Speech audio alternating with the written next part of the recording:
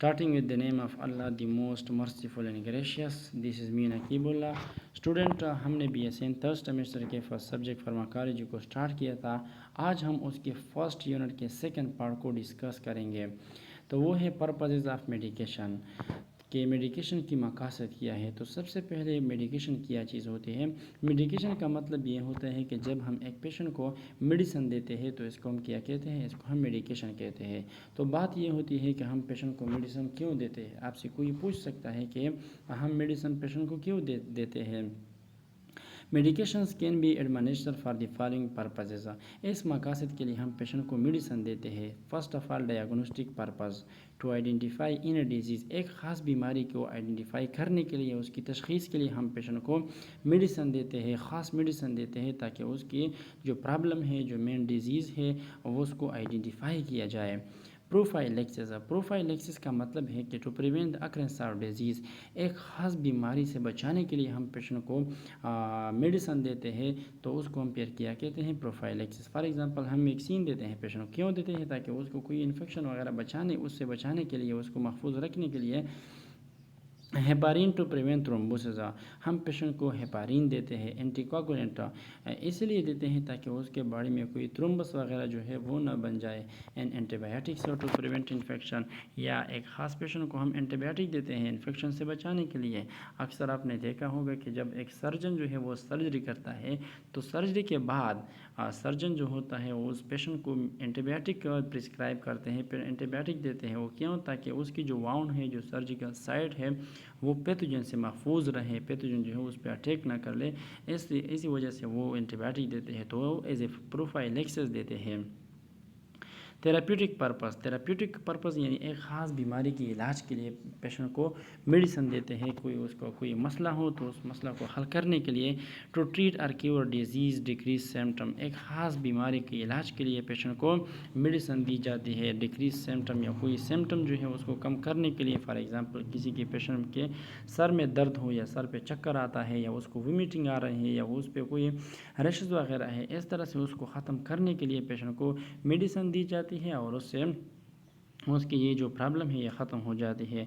Restore normal function और maintain normal function, normal function को maintain रखने के लिए। फॉर एग्जांपल किसी को डिसरिदमिया है तो उसको हम क्या देते हैं, एक ख़ास मेडिसिन देते हैं ताकि उसकी हार्ट जो है, उसकी रिदम जो है वो नॉर्मल पे आ जाए। इस तरह से हम पेशेंट को मेडिसिन देते हैं। तो ये बहुत इंपॉर्टेंट है, स्लाइड है MCQs के हवाले से। Essentials of medication order, medication order का मतलब ये होता है कि जब एक डॉक्टर जो है वो प्रिस्क्रिप्शन करता है एक पेशेंट को तो उसको हम क्या कहते हैं, medication order. The drug order written by the physician has 7 essential parts for administration of drug safely. एक सेफ तरीके से पेशेंट को मेडिसिन एडमिनिस्टर करने के लिए उसके 7 पार्ट्स होते हैं, बहुत ही इंपॉर्टेंट है। The nurse should know how to read a drug order, एक नर्स के लिए ये पता होना चाहिए कि एक ड्रग ऑर्डर जो है उसको किस तरह से रीड करनी है। इट होते हैं फॉलोइंग कंपोनेंट्स, तो एक ड्रग ऑर्डर में ये कंपोनेंट होनी चाहिए। तो सबसे पहले एक नर्स जो है वो जब पेशेंट को मेडिकेशन करता है तो उससे पहले सबसे पहले उसकी पेशेंट की फुल नेम को देखना है कि पेशेंट का नाम क्या है, और प्रिस्क्रिप्शन जो ड्रग ऑर्डर है उस पे कौन सा नाम लेकर है उसको उसके साथ मैच करना है। दूसरा जो है वो है डेट एंड टाइम, आपने उसको भी देखना है कि ये जो प्रिस्क्रिप्शन हुआ है ये कौन सी डेट पे हुआ है, कौन सी टाइम पे हुआ है। इस पेशेंट को ड्रग नेम, ड्रग का नेम को भी देखना है कि पेशेंट को कौन सी ड्रग जो है वो प्रिस्क्राइब किया है, पेशेंट के साथ कौन सी ड्रग मौजूद है उसको भी देखना है। डोजेज को भी देखना है कि पेशेंट को टेबलेट लेकर है तो पेशेंट के साथ कौन सी मेडिसिन मौजूद है। डोजेज का मतलब है फिजिकल फॉर्म ऑफ मेडिसन। तो अगर पेशेंट को जो है सिरप लेकर है तो आपने उसको सिरप देनी है, अगर उसकी इंजेक्शन लेकर है तो आपने उसको इंजेक्शन देना है। इस तरह से डोजेज लिक्विड फॉर्म में है, सॉलिड फॉर्म में है, या गैसियस फॉर्म में है, उसको आपने देखना है, उसी ही फॉर्म में आपने उसको देना है।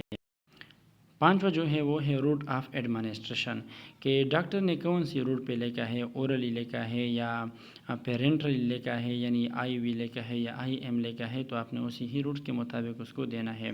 Time and frequency of administration, कौन सी टाइम पे देनी है, और फ्रीक्वेंसी का मतलब कि डॉक्टर ने उसको दिन में एक बार लेकर है, यानी OD या BD या TD। OD का मतलब है दिन में एक बार 24 घंटों में, और BD का मतलब है 2 बार, TD का मतलब है TDS में जो लिखते हैं कि दिन में 3 बार इसको देने हैं, इस तरह से आपने उसको देखना है। और आखिर में जो बहुत इंपॉर्टेंट है सिग्नेचर ऑफ फिजिशियन, आपने फिजिशियन की साइन को भी देखना है कि ड्रग ऑर्डर पे एक फिजिशियन जो होता है उसकी साइन है या नहीं। तो ये भी इम्पॉर्टेंट है कि ड्रग ऑर्डर में कौन कौन सी पार्ट्स होनी चाहिए, MCQs में आपको आ सकता है।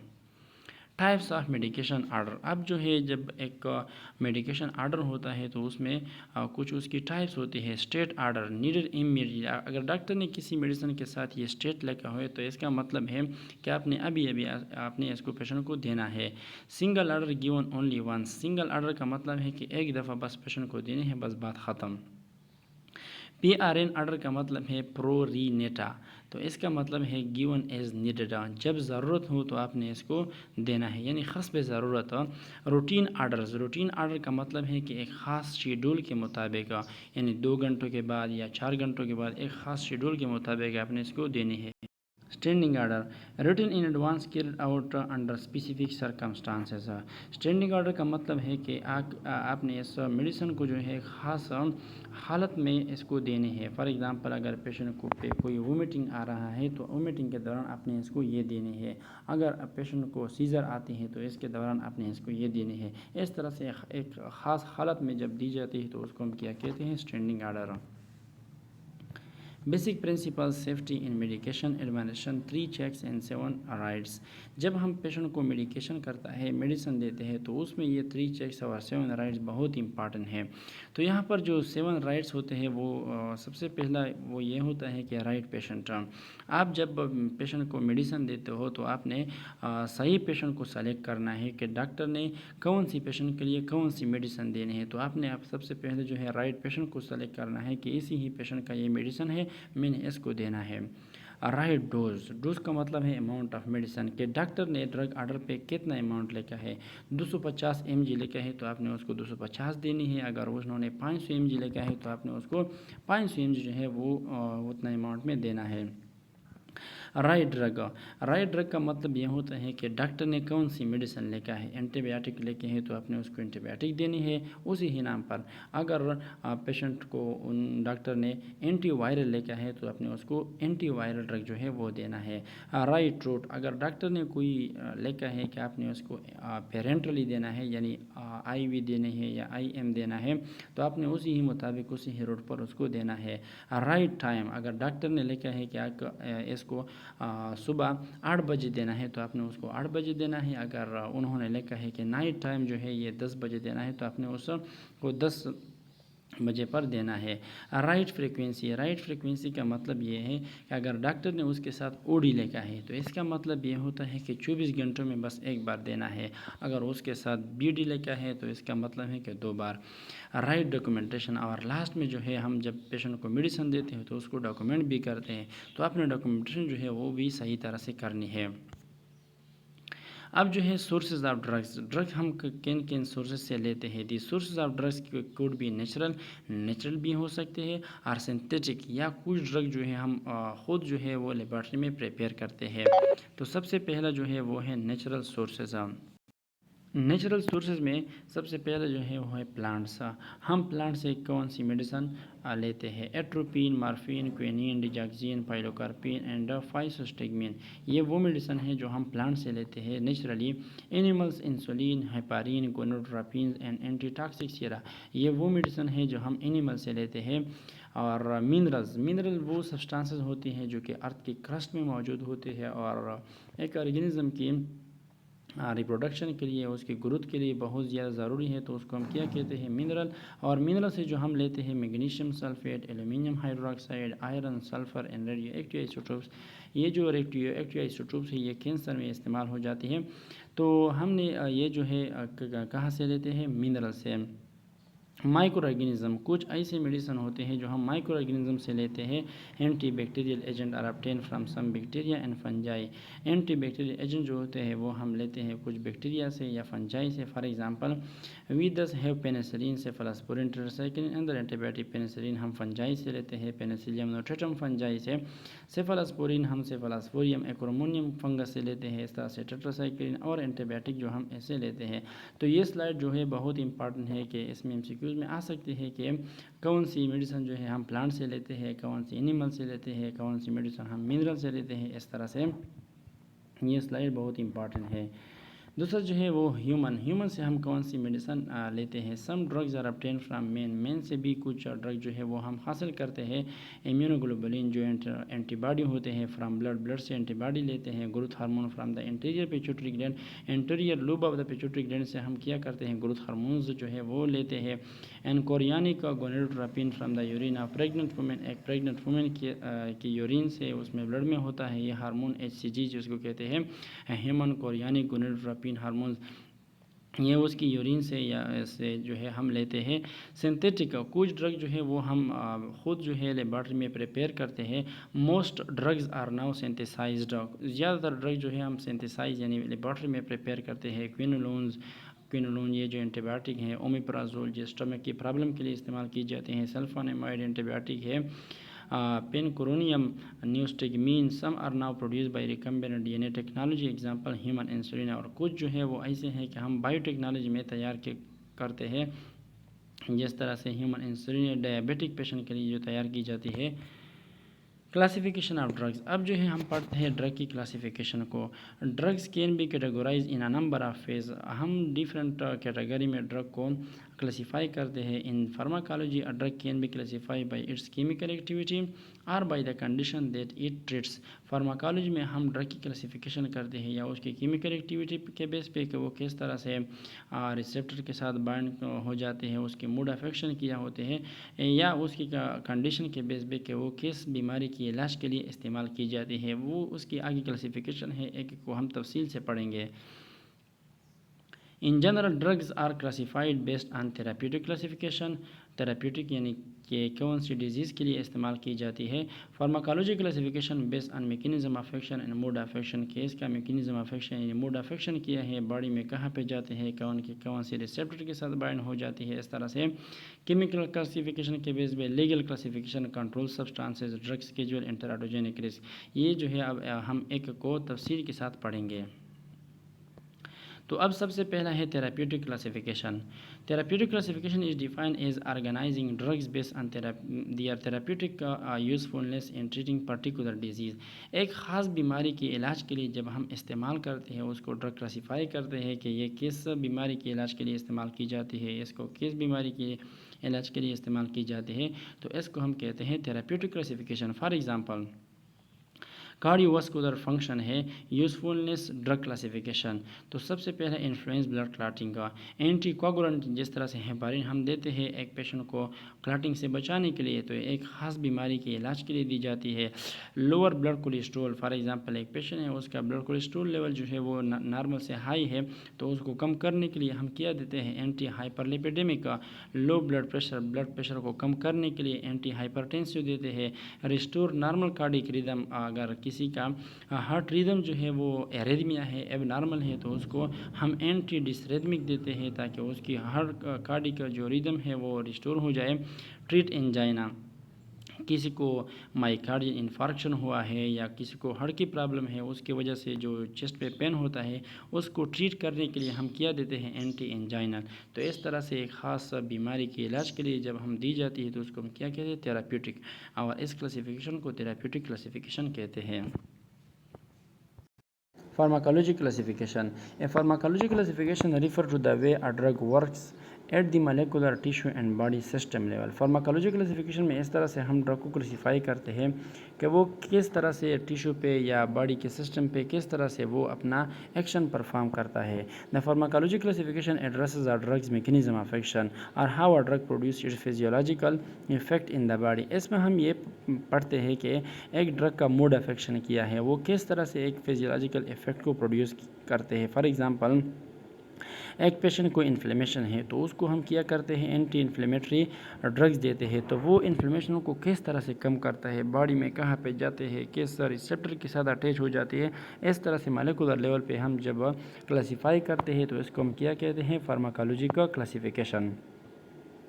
Pharmacology classification focuses on therapeutic application, pharmacotherapy for hypertension, mechanism of action, drug classification. Lower plasma volume diuretics. For example किसी पेशेंट है उसका ब्लड प्रेशर जो तो डायूरेटिक्स देते हैं। फॉर एग्जांपल कोई पेशेंट की अगर उसकी ब्लड वॉल्यूम जो है यानी हाइपरवोलेमिया है तो उस की हाइपरवोलेमिया की वजह से उसके ब्लड प्रेशर जो है वो बढ़ जाती है। तो उस ब्लड प्लाज्मा को जो है उसकी वॉल्यूम को कम करने के लिए हम क्या करते हैं, डायूरेटिक्स जिस तरह से फ्लोसामाइड या जो लासेक्स के नाम से आते हैं वो हम देते हैं। वो क्या करते हैं, जो किडनी जो है उसकी फिल्ट्रेशन रेट को इंक्रीज़ करते हैं जीएफआर, और इसके साथ साथ जो एंटी डायूरेटिक हार्मोन उसको ब्लॉक करते हैं क्योंकि वो रीअब्जॉर्प्शन ऑफ वाटर करते हैं। तो ये डायूरेटिक जो है वो यूरिन के आउटपुट को इंक्रीज़ करते हैं और ब्लड की जो प्लाज्मा वॉल्यूम है वो डिक्रीज़ करता है और ब्लड प्रेशर को नॉर्मलाइज करता है। Blocks heart calcium channel block कर देते हैं। Block hormonal activity angiotensin converting enzyme inhibitor, ये जो एक पाथवे होता है, जब ब्लड प्रेशर जो है वो नॉर्मल से डिक्रीज़ हो जाए तो ये पाथवे जो है वो एक्टिवेट हो जाते हैं, angiotensin renin angiotensin aldosterone pathway. तो जब एक पेशेंट जो है उसकी ब्लड प्रेशर जो है वो नॉर्मल से इंक्रीज़ हो जाए तो हम ये हार्मोनल ब्लॉकर जो है वो देते हैं। वो ये एक्टिविटी को ब्लॉक करता है क्योंकि ये ब्लड प्रेशर को और भी इंक्रीज़ करता है। Blocks physiological reaction to stress adrenergic antagonist, ये दो हार्मोन एड्रेनालिन और नॉरएड्रेनालिन, ये एड्रीनल ग्लैंड्स जो होता है किडनी के ऊपर, वो ये दो हार्मोन रिलीज़ करता है जो कि ये स्ट्रेस को इंक्रीज़ करता है, हार्ट रेट को बढ़ाता है। तो इसको कम करने के लिए, स्ट्रेस को कम करने के लिए इसकी एंटागोनिस्ट हम में देते हैं। पर ये एड्रेनालिन और नॉरएड्रेनालिन हार्मोन जो होता है इसकी सिक्रेशन को कम करता है और इसकी इफेक्ट को कम करता है। डायलेट्स पेरिफेरल ब्लड वेसल को डायलेट करने के लिए हम क्या देते हैं, वेजो डायलेटर देते हैं। अब जो है chemical classification, the 3 basic types of drug name are chemical, generic and trade name. ये एमसीक्यूज़ में आपको आ सकता है कि एक ड्रग का कितना नाम जो है वो होता है। 3 नेम जो है वो हो सकता है, chemical name, generic name and trade name. अब जो है हम एक को पढ़ेंगे। A chemical name is assigned using standard nomenclature established by the International Union of Pure and Applied Chemistry।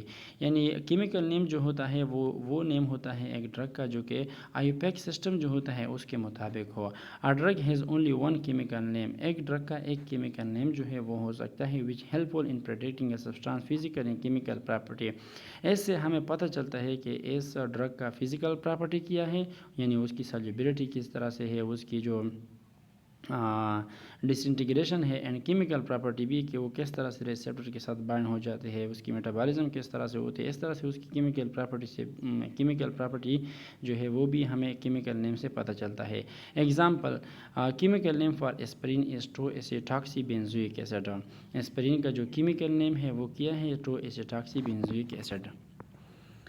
The generic name of a drug is assign by the United State adopted name council. इसके लिए जो generic name होता है ये किसने assign किया है, United state जो होता है उसने। Generic name are less complicated and easier to remember than chemical names. तो केमिकल नेम के बजाय हम एक मेडिसिन को क्या नेम देते हैं, जेनेरिक नेम, क्योंकि ये तो इजी होता है, इजीली रिमेंबर हो जाता है और कॉम्प्लिकेटेड भी नहीं है। The food and drug administration, the official pharmacopoeia and the world health organisation WHO routinely describe a medication by its generic name. यानी इन्होंने एक ड्रग जो है उन्होंने ये कहा कि ड्रग के लिए जो है वो एक जेनेरिक नेम जो है वो होनी चाहिए, क्योंकि एक तो वो इजी है और वो कॉम्प्लिकेटेड नहीं, इजीली रिमेंबर हो जाती है। ए ड्रग्स ट्रेड नेम, तीसरा जो नाम होता है एक ड्रग का वो ट्रेड नेम है। Is assign by the company marketing the drug, जो कंपनी उसको प्रिपेयर करता है वो खुद जो है वो अपना नाम भी देता है, किसके लिए, मार्केटिंग के लिए। The name is usually selected to be short and easy to remember. एक कंपनी जब एक ड्रग को ट्रेड नेम देता है तो वो इस तरह से नाम देता है कि वो मुख्तसर भी हो यानी शॉर्ट हो और इजीली जो है वो रिमेंबर भी हो। The trade name is sometime called proprietary और प्रोडक्ट और ब्रांड नेम। ये MCQ के लिए याद रख ले कि ट्रेड नेम को हम प्रोप्राइटरी या प्रोडक्ट या ब्रांड नेम भी कह सकते हैं।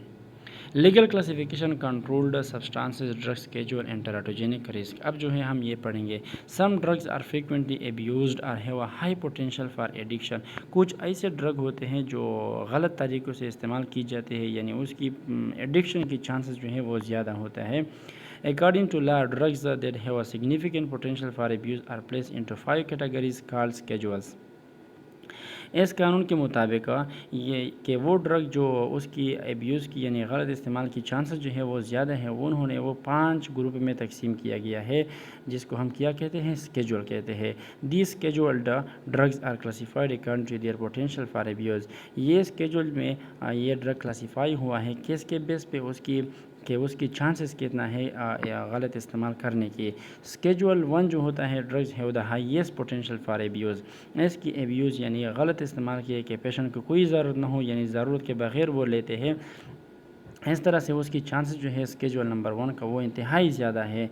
स्केजुअल नंबर 5 ड्रग है the lowest potential for abuse. इसकी पोटेंशियल यानी एब्यूज़ की पोटेंशियल यानी चांसेस जो है वो कम है।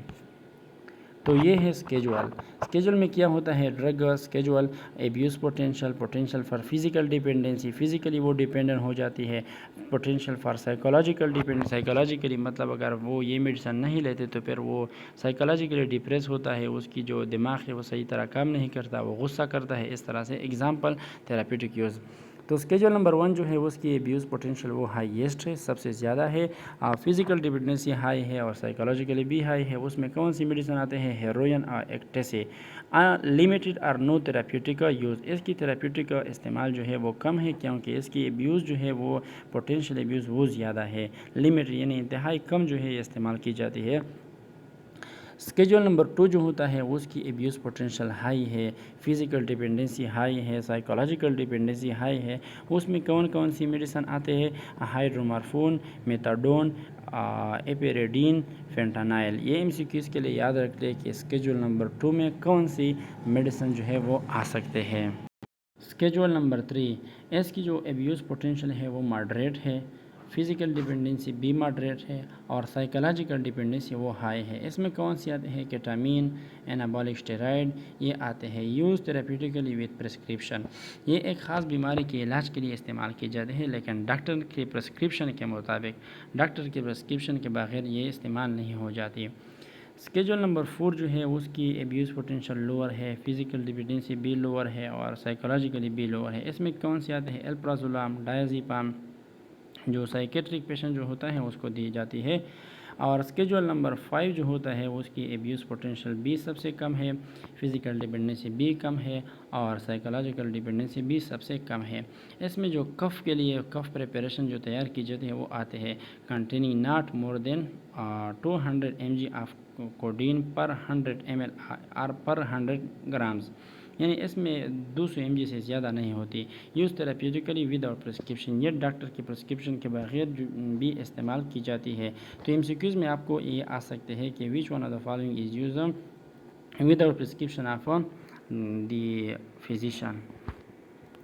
टेराटोजेनिक रिस्क, ये पहले भी हमने ऑलरेडी पढ़ चुके हैं कि टेराटोजेनिक रिस्क मतलब वो ड्रग जो कि एक प्रेग्नेंट वुमेन जो होता है उसके यूट्रस में जो फिटस होता है उस पर जिस ड्रग का हार्मफुल इफेक्ट होता है तो उसको हम क्या कहते हैं कि इसका ये ड्रग जो है ये टेराटोजेनिक इन नेचर है। Teratogen is a substance that has the potential to cause a defect in an unborn child during pregnancy. Pregnancy के दौरान एक फिटस में जिस जो ड्रग का हार्मफुल इफेक्ट होता है उसको हम क्या कहते हैं, teratogen. A small number of drugs have been shown to be teratogenic either in human or in laboratory animal। कुछ ऐसे ड्रग होते हैं जो कि बहुत कम है कि जिसका टेराटोजेनिक का नेचर होता है ह्यूमन में, या जो लेबॉर्ट्री में जो एनिमल होता है, माउस है या मेंढक होता है, उस पर जो एक्सपेरिमेंट की जाती है और एनिमल पर उसका कोई ऐसा यानी टेराटोजेनिक रिस्क है। Classification of teratogenic risk places drug into category A, B, C, D and X। और ये जो ड्रग होता है जो कि जिसका टेराटोजेनिक रिस्क होता है वो डिवाइड किया गया है into A, B, C, D and X category. तो अब जो है हमने एक एक को पढ़ना है। The FDA food and drug administration drug risk classification in pregnancy. Category A जो होता है control study in women fail to show a risk to the fetus in possibility of fetal harm appear unlikely, यानी drug A जो होता है इसका teratogenic risk इंतहाई कम है, फिटस पर भी और जो प्रेग्नेंट वुमेन होता है उस पर भी। कैटेगरी बी जो होता है, animal reproduction studies have not shown a fetal risk, इसमें भी फेटल को कोई रिस्क नहीं होता और एडवर्स इफेक्ट या उस पर कोई और इफेक्ट जो है वो नहीं करता, यानी सेफ़ है फीटस के लिए। Risk have not been confirm to control studies in women, और वुमेन के लिए भी ये सेफ़ है कैटेगरी बी। कैटेगरी सी जो होता है, either studies in animal have reveal adverse effect on the fetus, category C जो होता है इसमें जो फिटस होता है उस पर एडवर्स इफेक्ट है, and there are no control study in women are study in women and animal are not available, यानी वुमेन के लिए सेफ़ है लेकिन वुमेन ये जो प्रेग्नेंट वुमेन होता है उसके लिए सेफ़ है, लेकिन उसके पेट में जो फिटस होता है उसके लिए ये हार्मफुल होता है। तो एमसीक्यूज़ में आ सकता है कि which one is safe for the women but show adverse effect for the fetus, तो कैटेगरी सी जो होता है ये इस तरह से इफेक्ट शो करता है। Category D, there is confirmation of human fatal risk, but the benefit from use in pregnant women may be acceptable despite the risk. अच्छा, इसमें कैटेगरी डी में इस तरह से होता है कि रिस्क दोनों को है, लेकिन इसमें हम देखते हैं कि अगर हम फिटस को बच कर मतलब उसको महफूज करता है तो ये जो वुमेन होता है प्रेग्नेंट वुमेन उसको डेथ होती है, तो फिर इसमें हम क्या करते हैं फिटस जो है उसको नहीं देखते, मतलब ड्रग जो है उस पर रिस्क फैक्टर यानी उसको ख़तरनाक साबित होते हैं, लेकिन हम क्या करते हैं ये जो वुमेन होते हैं उसको बचाते हैं। तो कैटेगरी डी में ये होता है, और कैटेगरी एक्स जो होता है ये दोनों को क्या होता है ख़तरनाक साबित होती है। एनिमल एंड ह्यूमन स्टडी है शोन फेटल एबनॉर्मेलिटीज़, ये जो फिटस होता है उसमें एबनॉर्मेलिटीज़ लाती है। The drug is Contra indicated in women, women के लिए भी हो और मे बिकम प्रेग्नेंट, मतलब अगर वो प्रेग्नेंट हो, और फिटस के लिए भी, दोनों के लिए क्या होता है ये रिस्क में है दोनों इसके लिए। Effects of drugs produce two effects, एक ड्रग जो होता है ना वो दो तरह के ड्रग और इफ़ेक्ट जो है वो शो कर सकते हैं। वांटेड और डिज़ायर्ड इफ़ेक्ट, यानी वो इफ़ेक्ट जिसके लिए हम पेशेंट को मेडिसिन देते हैं। फॉर एग्जांपल पेशेंट को इन्फ्लेमेशन है बॉडी में, तो इन्फ्लेमेशन को कम करने के लिए हम क्या करते हैं एंटी इन्फ्लेमेटरी मेडिसिन देते हैं।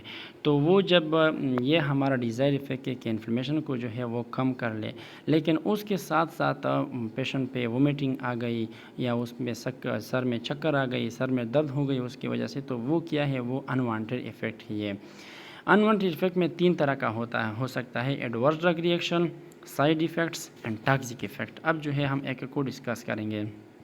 एडवर्स ड्रग रिएक्शन को सिंपल एडीआर कहते हैं, इज़ एन अनवांटेड और unintended effect of drug that happen with normal dose seriously endangering the life of the recipient in is not predictable.